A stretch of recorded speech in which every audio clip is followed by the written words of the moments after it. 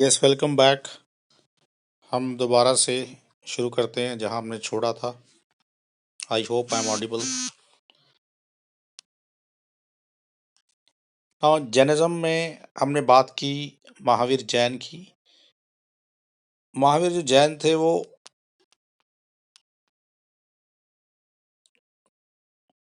Ardhamagadhi language में अपना एक लैंग्वेज है अर्धमगधी।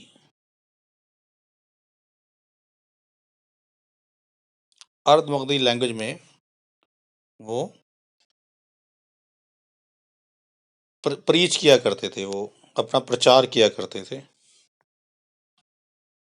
तो अर्धमगधी एक लैंग्वेज है जो बिहार में बोली जाती है, मगध एरिया में अर्धमगधी। और जैसे भगवान बुद्ध जो थे वो पाली लैंग्वेज में प्रचार करते थे। जैसे बुद्ध धर्म में पाली लैंग्वेज होती है, पंजाबी जो है सिख धर्म की लैंग्वेज है, संस्कृत जो है वो हिंदू धर्म में चलती है। जितने भी हिंदू धर्म के जितने भी ग्रंथ हैं वो संस्कृत के हैं। पंजाबी में गुरु ग्रंथ साहब या सारी बानी पंजाबी में ही चलती है। हर धर्म की कोई ना कोई लैंग्वेज होती है जिसमें वो शुरू से ही वो धर्म जो है, वो जो कल्चर जो है वो पला बढ़ा है, पैटर्नेज हुआ है। तो ऐसे ही अर्धमगधी लैंग्वेज मानी जाती है जैनिज्म की, और पाली लैंग्वेज मानी जाती है बुद्ध धर्म की। अब महावीर जैन जब खुद उपदेश दिया करते थे, अपने सरमन या अपनी टीचिंग्स दिया करते थे, उनको बोलते हैं पूर्वाज।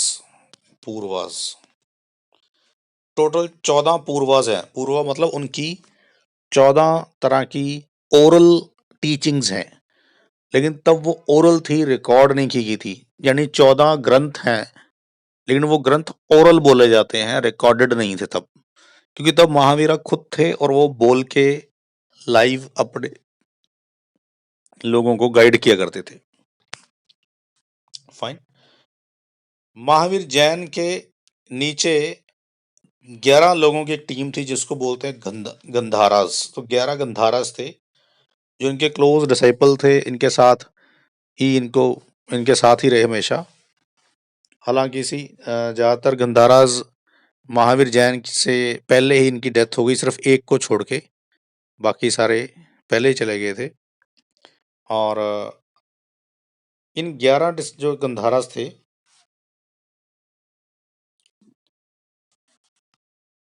इनको ये अर्धमगधी में पूर्वास के ऊपर उपदेश दिया करते, यानी पूर्वास पढ़ाया करते थे। जो इनका उपदेश था वो ओरल चलता था, आगे वो गंधारास आगे वही सेम उपदेश आगे देते थे।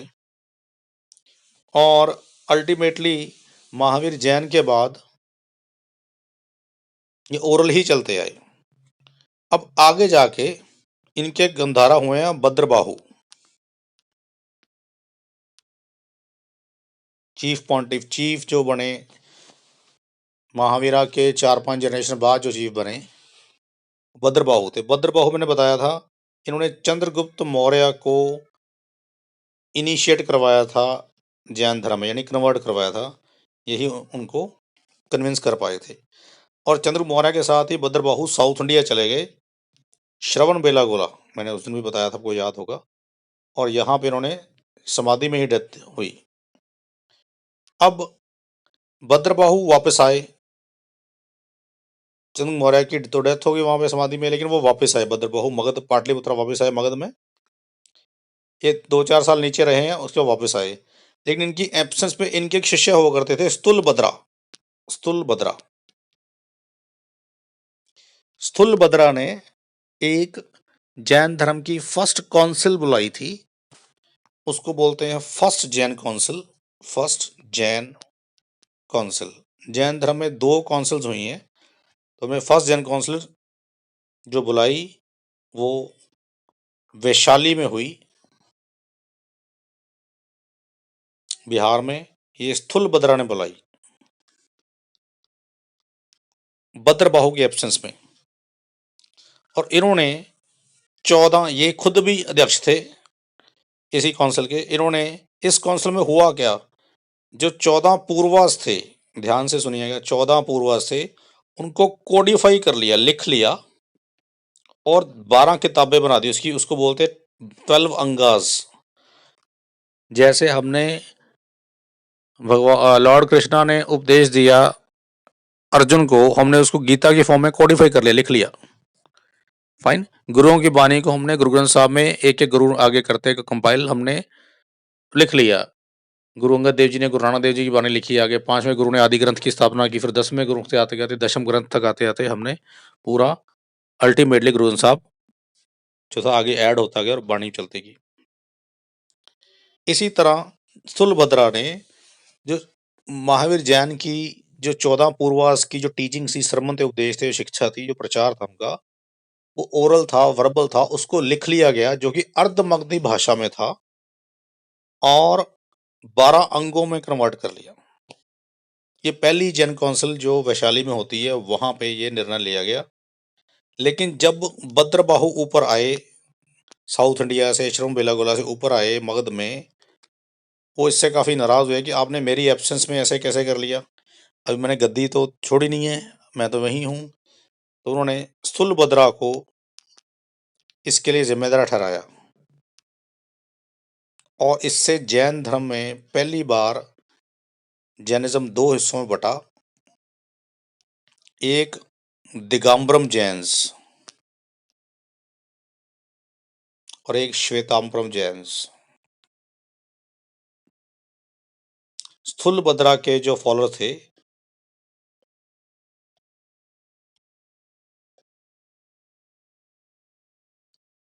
वो श्वेतांबरम जैन बने और भद्रबाहु के फॉलोअर जो थे वो दिगंबरम जैन बने। तो यहाँ से ये पहली डिवीजन होती है। अब दिगंबरम धर्म जो है जैनिज्म का सेक्ट जो है, जो डिवीजन हुई, और एक श्वेतांबर हुई। मैं श्वेतांबर को SVET लिख देता हूँ। इसमें क्या है कि ये 14 पूर्वास को मानते हैं। भद्रबाहु ने 12 अंगास को मानने से इनकार कर दिया था। सुलभद्रा जो उनके शिष्यों को लगा कि भद्रबाहु नीचे गए, अकाल पड़ा हुआ है, तो शायद वो वापस नहीं आएंगे, शायद वो उन्होंने भी समाधि ले लिया या वो अकाल करने से भूख से मर ना गए हों, ऐसा भी माना जाता है। तो उनको लगा कि अब हमें आगे चलना चाहिए। लेकिन जब वापस आए उन्होंने कहा आपने मेरी एब्सेंस में ऐसे कैसे कर लिया, उन्होंने रिजेक्ट कर दिया। हम तो 14 पूर्वास को ही मानेंगे जो कि ओरिजिनल टीचिंग है महावीर जैन की, अर्धमगधी में है। श्वेतांबर जैन 12 अंगास में विश्वास करते हैं, है तो इन्हीं में से लिए गए ये, लेकिन ये कोडिफाई है, उसका निचोड़ है, उसमें कुछ अल्ट्रेशन भी कर दी होगी। दिगंबरम जो जैन है वो बिल्कुल न्यूड रहते हैं, no clothes on body, single piece of cloth भी नहीं होता। आज भी आपको दिगंबरम जैन कहीं नजर आ जाएंगे। जैसे लास्ट ईयर कोविड से थोड़ी देर पहले ही जैन मुनि थे, उनकी जो बड़े फेमस, मैं नाम भूल रहा हूँ, उनकी डेथ हुई है, वो दिगंबरम जैन थे। लेकिन श्वेतांबरम जैन कहते हैं 3 क्लैड, वाइट क्लैड पहनेंगे, वाइट कपड़े पहनेंगे, कि यार एटलीस्ट 3 कपड़े तो होने चाहिए बॉडी पे तन ढकने के लिए। और ये मेन डिफरेंसेस हैं दिगंबरम और श्वेतांबरम में। थोड़ी बहुत श्वेतांबरम जैन डोनेशंस को एक्सेप्ट करते हैं, दिगंबरम एक्सेप्ट नहीं करते। वो अपिग्रह को मानते हैं, no possession of property, metal कुछ भी नहीं मानेंगे। तो इस साथ फर्स्ट डिवीजन हो जाती है जैनिज्म में, दिगंबरम जैन और श्वेतांबरम जैन। सेकंड जैन काउंसिल जो है वो वल्लभी में होती है, गुजरात में, जो बड़े सालों बाद हुई, जो 512 AD में हुई। 12, ये वल्लभी गुजरात में है, वहां हुई। इसके प्रेसिडेंट थे देवरिद्धि कशर्मन। और यहाँ पे ये क्यों बुलाई गई, क्योंकि जो 12 अंगास थे ये श्वेतांबर धर्म ने की थी, जैनिज्म ने की थी, उनमें से एक अंग जो था वो गुम हो गया था, लॉस्ट। क्योंकि उस समय कौन सा हम पेपर की इन्वेंशन हुई थी, प्रिंटिंग प्रेस की कॉपी बना के रख लेंगे, वो ताम्र पत्तों पे या किसी चीज पे लिखी जाती थी, तो एक ओरिजिनल गुम हो गया। अब 11 रह गए और वो एक अंग को इन्हीं 11 में फिर काउंसिल बुलाई गई और इन्हीं 11 में वर्बली याद करके 12 से फिर 11 अंग कंपाइल किया गया, 12 अंगास कंपाइल्ड हियर। यानी जो गुम हो गया था, मेमोरी बेसिस पे जो याद था उसको नोट करके उन्हीं 11 अंगों में ही एडजस्ट किया गया, लिखा गया, और ये दूसरी काउंसिल में ये नतीजा निकला। आपको बड़े क्लियरली याद होना चाहिए कि फर्स्ट काउंसिल कब हुई है, सेकंड काउंसिल कब हुई है, और कौन प्रेसिडेंट था। ऐसे ही बुद्धिज्म में 4 काउंसिल्स हुई हैं, 4 काउंसिल्स, इनको 4 बुद्धिस्ट काउंसिल बोलते हैं। जैसे पहली बुद्धिस्ट काउंसिल हुई थी 483 बीसी में, just after death of Buddha. ये राजगिरी में हुई, जो उस समय मगध की राजधानी थी, पाटलिपुत्रा के पास ही। उस समय अजात शत्रु रूल कर रहे थे, मगध के राजा थे। इस कॉन्फ्रेंस के जो अध्यक्ष थे, प्रेसिडेंट थे, प्रेसाइडिंग ऑफिसर थे, वो थे महाकश्यप। महाकश्यप। और क्योंकि बुद्धा की डेथ हो गई थी तो उनकी इमीडिएट डेथ के बाद बुलाई गई, ताकि बुद्धा अब नहीं रहे हैं गाइड करने के लिए, तो हमें उनकी टीचिंग्स को लिखना चाहिए। अब हमें गाइड कौन करेगा, कैसे हम चलेंगे आगे, बुद्ध धर्म या बुद्ध चर्च या बुद्ध जो संघ है वो कैसे काम करेगी, उसका निर्णय यहाँ पे करना था। तो यहाँ पे फिर विनय पीटक और सुत्त पीतक जो थे वो लिखे गए। विनय पीतक, सुत्त पीतक, एक उपाली ने लिखे और एक अनंदा ने। अनंदा, उपाली। एक में मैंने बताया था सुत्त पीतक में बुद्धा की टीचिंग्स हैं, बुद्धा के उपदेश है। विनय पीतक में संघ या बुद्धिस्ट संघ का जो चर्च का डिसिप्लिन ऑर्डर है, कैसे वो बुद्ध चर्च या संघ चलेगा, उसके रूल्स एंड रेगुलेशंस कह लो, वो है। तो ये फर्स्ट बुद्धिस्ट काउंसिल में ऐसा किया गया। ये राजगिरी में हो रही है जब अजात शत्रु हैं, और ये 483 बीसी में इसके प्रेसिडेंट महाकश्यप हैं। फिर सेकंड बुद्धिस्ट काउंसिल होती है, ये होती है वैशाली में। I am sorry, second Buddhist council, हाँ वैशाली में, सॉरी वैशाली में होती है। और इस वक्त काला अशोक रूल कर रहे हैं, एक राजा है काला अशोक, शिशुनाग डायनेस्टी के। और सबा कमी इसके प्रेसिडेंट है, सबा कमी। ये कब होती है, ये 383 बीसी के बुद्धा की डेथ के बाद 100 साल बाद होती है। क्यों होती है, क्योंकि वैशाली के जो मॉन्क्स थे और श्रावस्ती, जो कि कौशल में अयोध्या के पास है श्रावस्ती, उनके जो मॉन्क्स थे उनमें एक कन्फ्लिक्ट या डिस्प्यूट पैदा हो गया था। वैशाली के मॉन्क कहते हैं कि अब हमें कुछ डोनेशंस एक्सेप्ट कर लेनी चाहिए, पर बुद्धा ने मना किया था कि कुछ भी फिजिकल प्रॉपर्टी, मेटल, गोल्ड या किसी से कुछ लेना ही नहीं है अपने दान में। हमें सिर्फ खाना भिक्षा के फॉर्म में लेना है, वो भी उतना ही, इतना पेट भरने के लिए हो, लग्जरियस फूड ना हो, मध्यम लेवल का हो। और इस तरह से अपना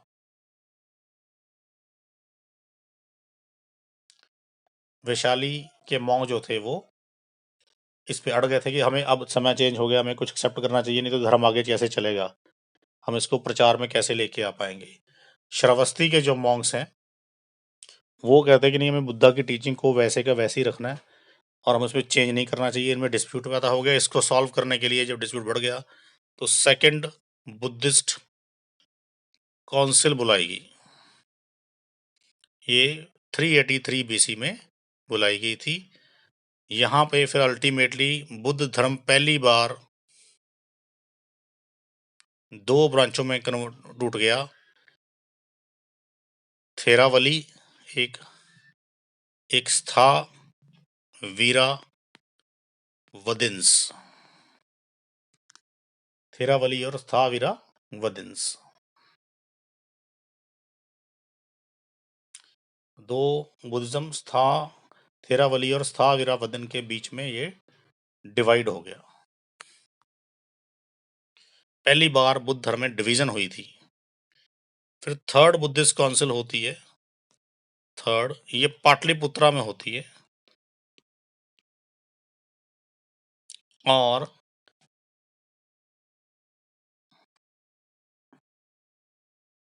इस समय अशोक, फॉरेन एम्परर अशोक हैं, अशोका। और इसके टाइम पे अशोका ने खुद बुलाई थी, ये खुद ऑर्गेनाइज की थी। और इसके प्रेसिडेंट हैं मोगली पुत्र टीसा। जिसको कई बार हम उपगुप्ता भी बोलते हैं, उपगुप्ता। शायद माना जाता है कि उपगुप्ता या मौलिबुट्टीसा ने ही बुद्ध धर्म में कन्वर्ट करवाया था अशोका को। इस समय ये मीटिंग होती है, कॉन्फ्रेंस होती है पाटलिपुत्रा में। यहाँ पे अभिधम पीतक लिखा जाता है, एक थर्ड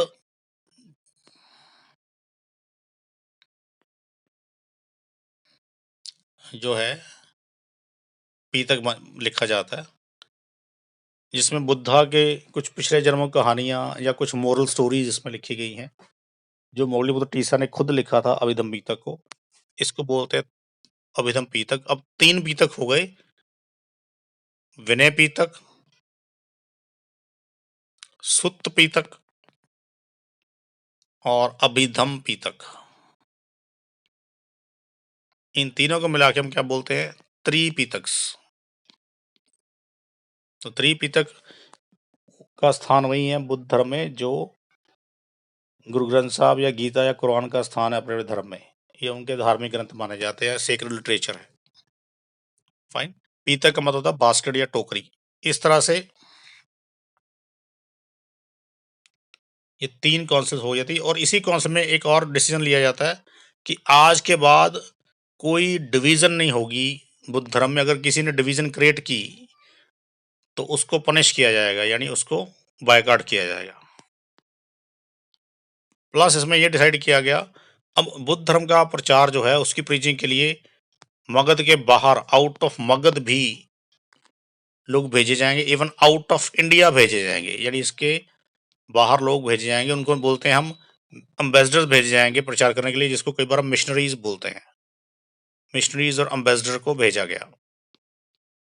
तो इन्होंने वहां से नेपाल, थाईलैंड, म्यांमार, श्रीलंका, कर्नाटक, सिंध, कई जगह पे इन्होंने अपने एम्बेसडर भेजे जिन्होंने बुद्ध धर्म का प्रचार करना शुरू किया।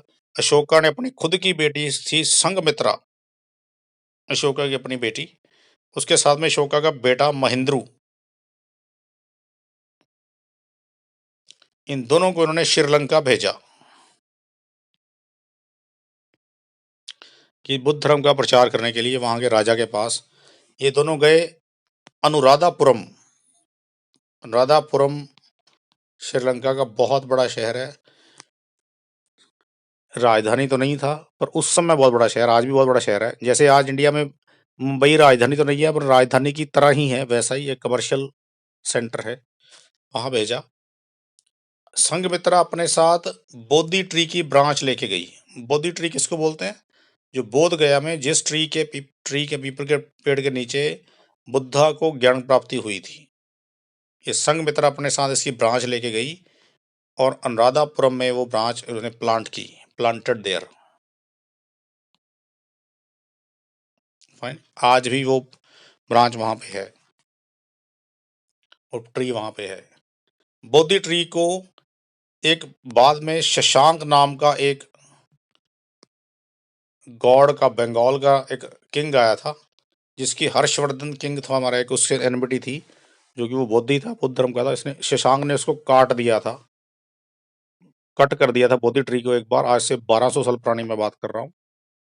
तो फिर हर्षवर्धन ने, जिसके बारे में आगे पढ़ेंगे, हर्षवर्धन ने वही जो ब्रांच जिसकी ब्रांच लगाई थी शोका की बेटी संघमित्रा ने नादापुरम में, उसने फिर वही ब्रांच से एक और ब्रांच मंगवाई और जो कट हो गया था उसकी जगह पे दोबारा रीप्लांट किया। आज हमारे पास जो बोधि ट्री है उसमें रीप्लांटेड वाला है, तो वो दोबारा उगा वहां पे। तो इस बोध गया में उस ट्री की, राधापुरम में उस ट्री की, बोधि ट्री की बहुत धार्मिक वैल्यू मानी जाती है, तीर्थ स्थान है वहां पे। इवन अशोका की एक वाइफ थी कारुवकी, उसने भी एक बार बोधि ट्री को काटने की कोशिश की थी, अशोका ने बड़ी मुश्किल से बचाया था, क्योंकि वो अशोका के बुद्ध धर्म में जाने की विरोधी थी। फाइन। ये थर्ड काउंसिल हुई। फोर्थ काउंसिल फिर होती है 1st सेंचुरी एडी में, या आप कह सकते हो, कई लोग लिखते हैं हाफ सेंचुरी एडी में, हमारे पास इसकी कोई एग्जैक्ट जो है डेट नहीं है। ये होती है कुंदलवन में।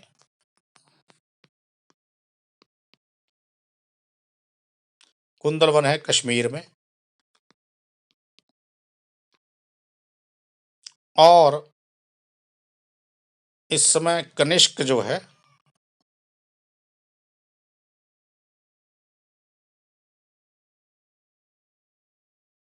राजा है, और ये भी एक बुद्धिस्ट किंग है, इसने बुद्ध धर्म हटाया था। कनिष्क एक फॉरेन रूलर था जो इंडिया में रूल करके गया। इसकी इनके बारे में जानेंगे। इंडो ग्रीक्स आए थे, कुछ शाकाज आए थे, कुछ फॉरेनर्स आए थे जिन्होंने रूल किया था। उनमें से कनिष्क भी था, जिसने कुषाण धर्म की कुषाण वंश की का राजा माना गया है। वो इसके बारे में बाद में पढ़ेंगे। उसके टाइम पे ये फोर्थ बुद्धिस्ट काउंसिल हुई थी कुंदलवन में, कश्मीर में। इसमें एक वाइस प्रेसिडेंट थे, एक इसके प्रेसिडेंट थे। प्रेसिडेंट इसमें थे वासुमित्र इस काउंसिल के, और अश्व घोष प्रेसिडेंट है, वाइस प्रेसिडेंट है। वासुमित्र प्रेसिडेंट थे, अश्व घोष वाइस प्रेसिडेंट थे।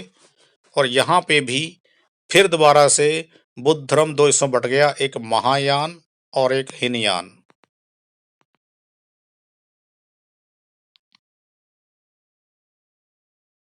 महायान संस्कृत लैंग्वेज को बढ़ावा दे रहा था उस समय, जिसको अश्वघोष और वासुमित्र सपोर्ट कर रहे थे। हीनयान पाली लैंग्वेज को ही अपनी भाषा मानता था। अब महायान में आ गया था कि संस्कृत लैंग्वेज को बना ली जाए, वो भी हमारी ही है, पहले अब उसी में थे।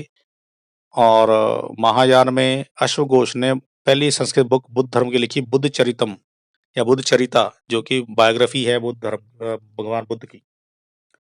महायान कहता है डोनेशन एक्सेप्ट कर लो। महायान कहता है बुद्धा को गॉड मानो, फाइन। लेकिन ये कहता है कि नहीं, पाली ही लैंग्वेज होगी, बुद्धा गॉड नहीं है, बुद्धा बोधिसत्व है, गॉड एक और है कोई। जो भी ज्ञान प्राप्ति कर लेगा वो बुद्ध बन जाएगा। तो ये हिनयान बुद्धिज्म के एंशिएंट क्लासिक प्रिंसिपल को मानते हैं, पुराने प्रिंसिपल को मानते हैं। ये कहते हैं कुछ भी एक्सेप्ट नहीं करना गोल्ड वोल्ड। तो ये एक उसकी प्योरिटी को मेंटेन करना चाहता है। ये कहता है कुछ चेंजेस कर लो। महायान बड़ा वहीकल, यान होता है वहीकल, हिनयान छोटा वहीकल। तो यहाँ पे बुद्धिज्म फिर दो हिस्सों में बटा। अराउंड माना जाता है कि बुद्धिज्म 14 डिविजन्स हो चुकी हैं अब तक बुद्धिज्म की, अलग अलग, फाइन। तो ये हमने उनकी काउंसिल्स पढ़ी हैं। आज के लिए इतना ही करते हैं, कोई इसमें डाउट है तो पूछ सकते हो।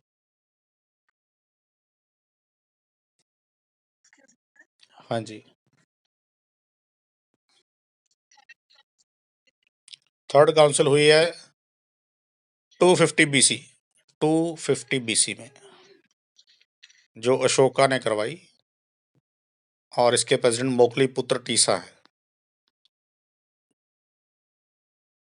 और यहाँ से एम्बेसडर्स भेजने शुरू किए हमने बाहर। हाँ जी।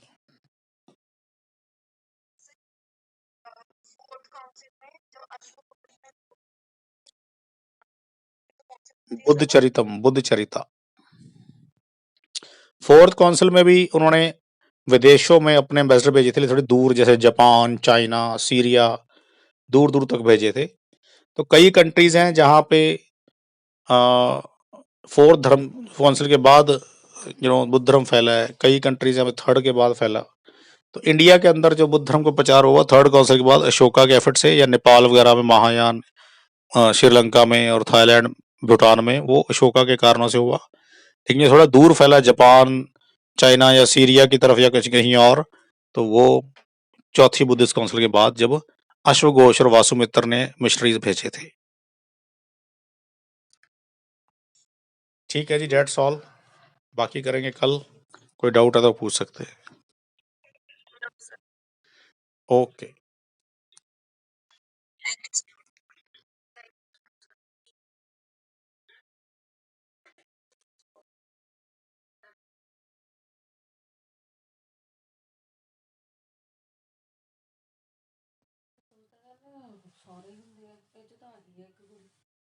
बाकी बोल देंगे, कोई कोई पूछ लेंगे। ना लगा।